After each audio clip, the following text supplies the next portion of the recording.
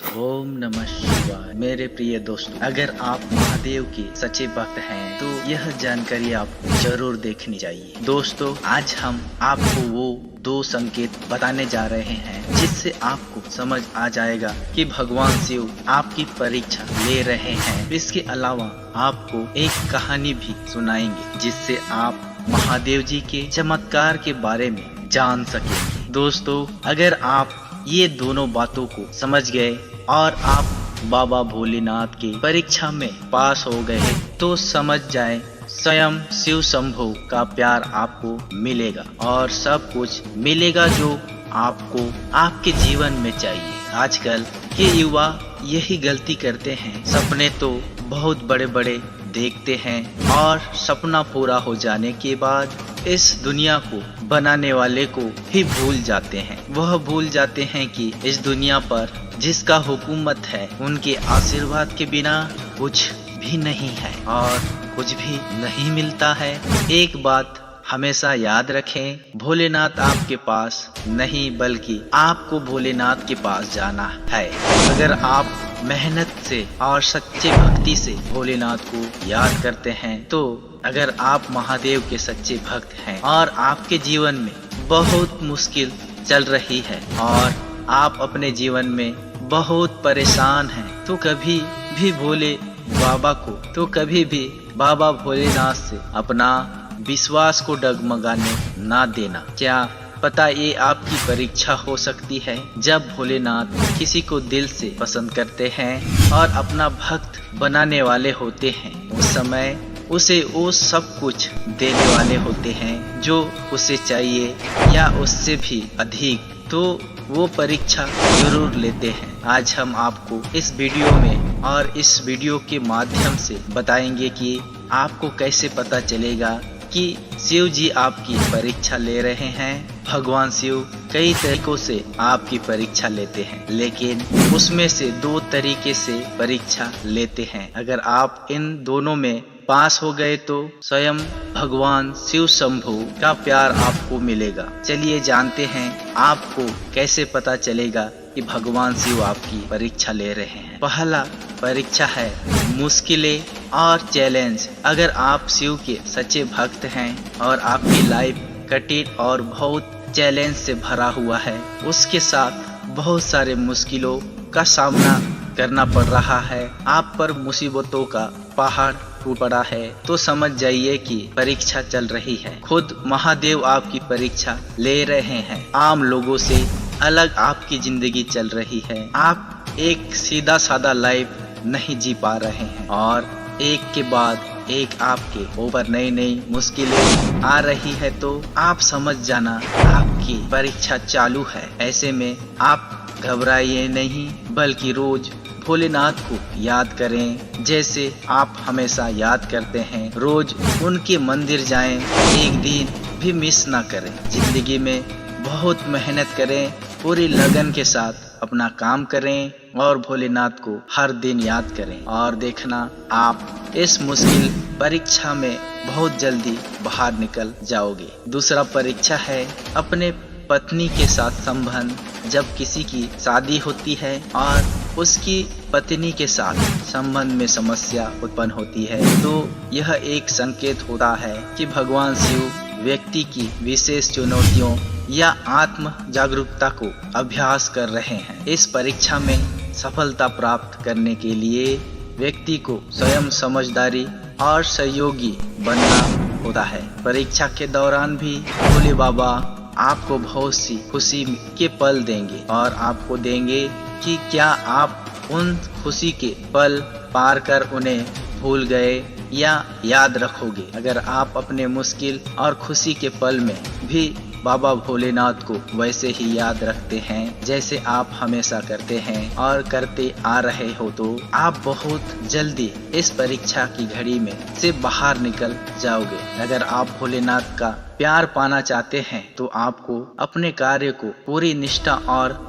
धैर्य से करना चाहिए और कभी भी उनके प्रति अपने विश्वास को डगमगाना नहीं चाहिए। कभी कभी अचानक संबंधों में आने वाली आर्थिक कठिनाइयाँ या आने वाली चुनौतियाँ भगवान शिव की परीक्षा का हिस्सा बन सकती है। इस समय एक व्यक्ति को समेत रहे समस्याओं का सम्मान करना और उन्हें स्वयं से हल करने की क्षमता का विकसित करनी पड़ती है। जब कोई व्यक्ति बीमार पड़ता है या दुर्बल हो जाता है तो यह भी भगवान शिव की परीक्षा हो सकती है। व्यक्ति को अपनी आत्मा की ऊंचाइयों में स्थित रहने की क्षमता स्वयं और सहनशीलता विकसित करनी पड़ती है। भगवान शिव की परीक्षा का एक अन्य संकेत यह भी हो सकता है जब व्यक्ति को अपने आध्यात्मिक जीवन में अच्छे संकेत मिलते हैं, जैसे कि सपने में देवी देवताओं का दर्शन होना या अच्छे संकेतों की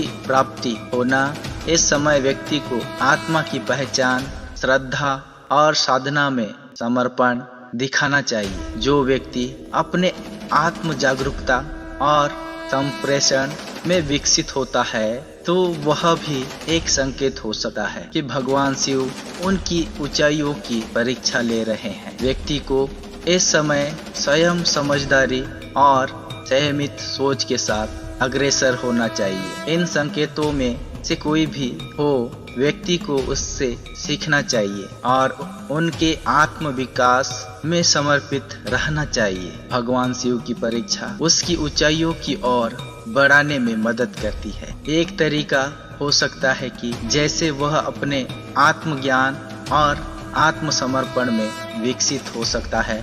आइए एक छोटी सी कहानी के माध्यम से जानते हैं। एक समय की बात है, एक गांव में एक सोमदेव नामक राजकुमार था। वह बहुत ही ईमानदार था और समर्पित व्यक्ति था। एक दिन राजकुमार गहरी संध्या में जंगल में घूमने गया। जंगल में वह अपनी आत्मा के संग समाहित होकर चल रहा था। अचानक उसने जंगल के एक पुराने पेड़ के नीचे बैठे एक वृद्ध कोश को देखा। राजकुमार ने पास जाकर वहां की अद्वितीय महसूस किया। उसने देखा कि वह वृक्ष अच्छे से जीवित था, जबकि उसके चारों ओर के अन्य पेड़ पौधे सूख गए थे। राजकुमार ने विचार किया, क्या यह कोई ईश्वरीय संकेत है?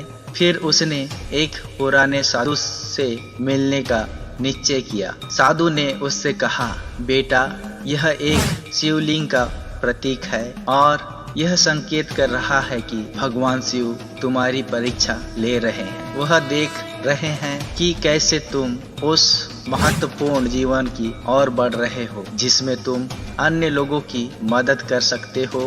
राजकुमार ने साधु की बातों को समझा और उसने सोचा कि अब वह अपनी ऊर्जा और सामर्थ्य का परिचय कैसे दे सकता है। उसने तत्परता से काम किया, अपनी सामर्थ्य का परिचय दिया और अपनी परीक्षा में सफलता प्राप्त की। उसकी मेहनत, निष्ठा और आत्मसमर्पण ने उसे उस उच्च स्तर पर पहुंचाया जहां वह हमेशा सपने में भी नहीं सोच सकता था। राजकुमार ने इस अनुभव से अधिक समझ कि भगवान की परीक्षा तभी पार की जा सकती है जब हम अपने मन, शरीर और आत्मा से पूरी तरह से ज्ञान रखते हैं। यह संकेत था कि हर कठिनाई और परेशानी एक नई सीखने और बढ़ने का मार्ग हो सकती है। राजकुमार ने इस प्रेरणा से भरकर अपनी जिंदगी को और भी समर्पण से जीने का निश्चय किया। वह अब अपने